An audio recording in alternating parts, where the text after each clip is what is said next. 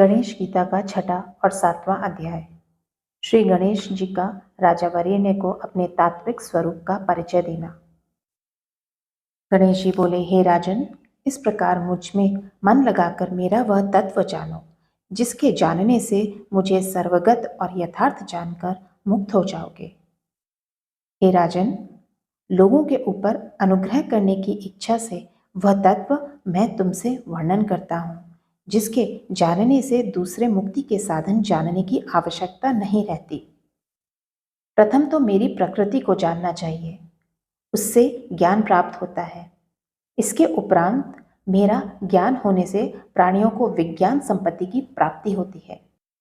पृथ्वी, अग्नि, आकाश, अहंकार, जल, चित्त, बुद्धि, वायु, रवि, चंद्रमा, यजमान, यह 11 प्रकार की मेरी अपरा प्रकृति है। और भी वृद्ध मुनिजन ऐसा वर्णन करते हैं कि आने जाने वाली जीव तत्व को प्राप्त हुई तथा त्रिलोकी में व्याप्त भी मेरी दूसरी परा प्रकृति है।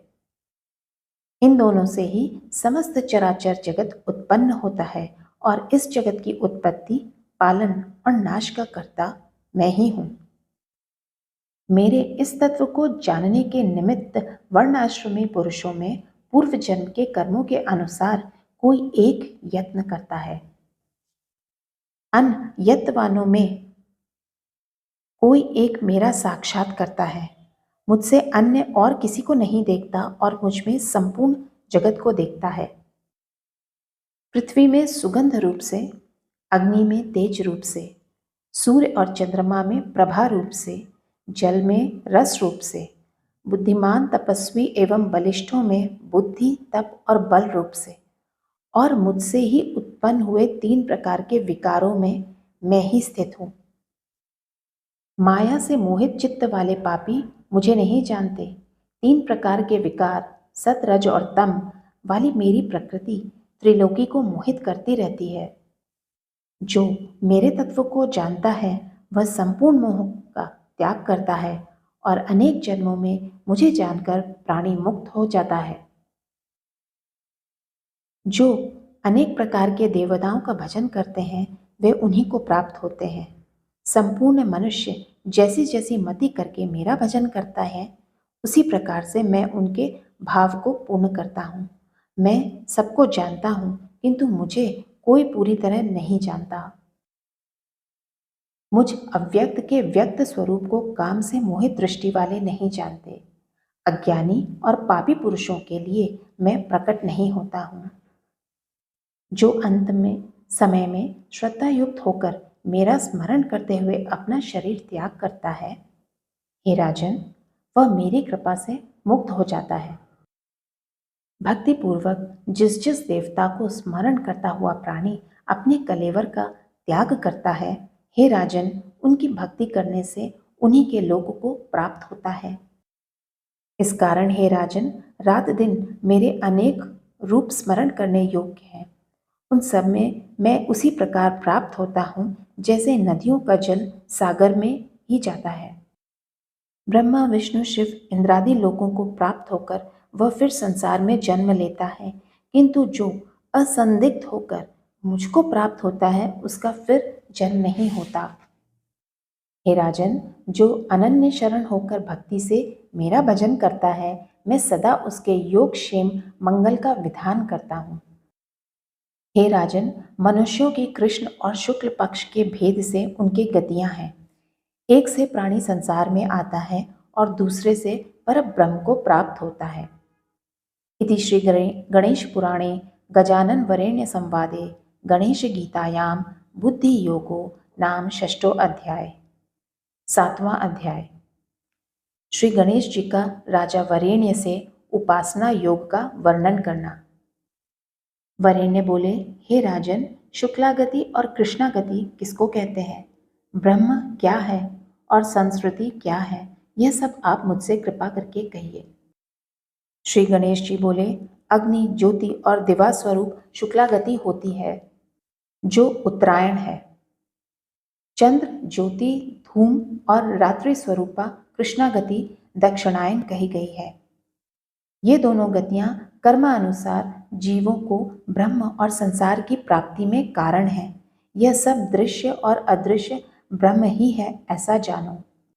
पंच महाभूतों को क्षर कहते हैं, उसके अनंतर अक्षर है। इन दोनों का अतिक्रमण कर शुद्ध सनातन ब्रह्म को जानो। अनेक जन्मों की संभूति जो कि आवागमन है, उसको संस्कृति कहते हैं। इस संस्कृति को वे प्राप्त होते हैं जो मुझे नहीं मानते। जो ध्यान, पूजन, पंचामृत आदि उपचारों से सम्यक प्रकार से मेरी उपासना करते हैं, वे परम ब्रह्म को प्राप्त होते हैं। स्नान, वस्त्र, अलंकार, उत्तम गंध, धूप, दीप, नैवेद्य, फल, तांबूल, दक्षिणा आदि से भक्तिपूर्वक एक चित्त से जो मेरी पूजा करता है, मैं उसके मनोरथ को पूर्ण करता हूँ। इस प्रकार प्रतिदिन भक्तिपूर्वक मेरी भक्त को मेरी पूजा करनी चाहिए। अथवा स्थिर चित्त से मानसी पूजा करे, अथवा फल, पत्र, पुष्प, मूल, जल आदि से जो यत्नपूर्वक मेरी पूजा करता है, वह इष्ट फल को प्राप्त करता है। तीनों प्रकार की पूजा में मानसी पूजा श्रेष्ठ है। वह भी यदि कामना रहित होकर की जाए तो अति उत्तम है। ब्रह्मचारी, गृहस्थ अथवा वानप्रस्थ या सन्यासी अथवा और कोई मेरी एक पूजा को करता है, वह सिद्धि को प्राप्त होता है। मुझे छोड़कर और मुझसे द्वेष कर जो अन्य किसी देवता का भक्ति से पूजन करता है, हे राजन, वह भी मेरी ही पूजा करता है, किंतु विधि पूर्वक नहीं। जो अन्य देवता का अथवा मेरा पूजन करके द्वेष करता है, वह सहस्त्र कल्प वर्ष तक नरक में पड़कर सदा दुख ही भोगता है। प्रथम भूत शुद्धि करके फिर प्राणायाम करे, फिर चित्त की वृत्तियों का निरोध करके न्यास करे, अंतर्मात्र का न्यास करके फिर बहिर्मात्र का न्यास तथा खडंग न्यास करे। इसके उपरांत मूल मंत्र का न्यास करे, ध्यान करे और स्थिर चित्त से गुरु मुख से सुने हुए मंत्र का जप करे।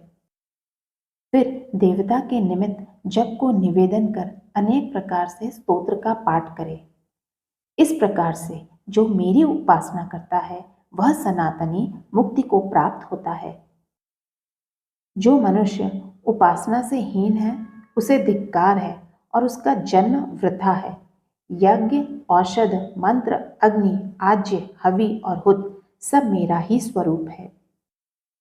ध्यान, ध्येय, स्तुति, स्तोत्र, नमस्कार, भक्ति, उपासना, वेद त्रय से जानने योग्य पवित्र पितामह का पितामह सब मैं ही हूँ। ओमकार पावन, साक्षी, प्रभु, मित्र, गति, लय, उत्पत्ति, पोषक, बीज, शरण, इसी प्रकार असत, सत, मृत्यु, अमृत, आत्मा, ब्रह्म, दान, होम, तप, भक्ति, जप, स्वाध्याय सब मैं ही हूँ। वह जो कुछ भी करे सब मुझे निवेदन कर दे।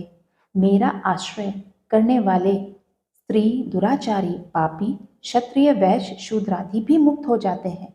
फिर मेरे भक्त द्विजाति की तो बात ही क्या है। मेरा भक्त मेरी इन विभूतियों को जानकर कभी नष्ट नहीं होता। मेरे प्रभव अर्थात उत्पत्ति और मेरी विभूतियों को देवता और ऋषि भी नहीं जानते। मैं अनेक विभूतियों से विश्व में व्याप्त होकर स्थित हूँ। जो जो इस लोक में श्रेष्ठतम है, वे सब मेरी विभूति हैं, ऐसा समझो। इति श्री गणेश पुराणे गजानन वरेण्य संवादे गणेश गीतायाम उपासना योगो नाम सप्तमो अध्याय। 7वां अध्याय पूरा होता है। ओम श्री गणेशाय नमः।